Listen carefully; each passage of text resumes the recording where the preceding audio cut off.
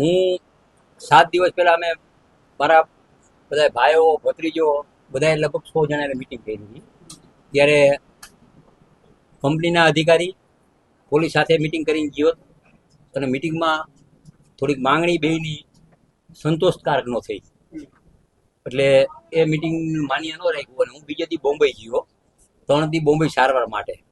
મારે દર 20 દીએ જે ડોઝ લેવાનો હોય, એટલે બોમ્બેથી આવી અને 2 દિવસ થયા હું આ જ કામમાં અને અહીંના અમારા બધા ભાઈઓ ભત્રીજા કોન્ટેક્ટમાં રહી. અને 2 મુદ્દા હતા, એક પાણીના અને આના. એમના મુખ્યમંત્રી હર્ષભાઈ બે અધિકારી યારે એમને મિટિંગ થઈ, અહીંથી કલેક્ટરને બધાને બોલાવ્યા હતા અને એ રજૂઆતના આધારે 2 દી અહીંયા રોકાણો હતો.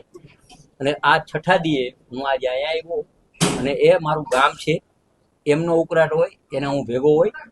આ રાજ્યના મુખ્યમંત્રી પણ અમારી સાથે મિટિંગ કરી હતી, પોઝિટિવ છે, હર્ષભાઈ પોઝિટિવ છે.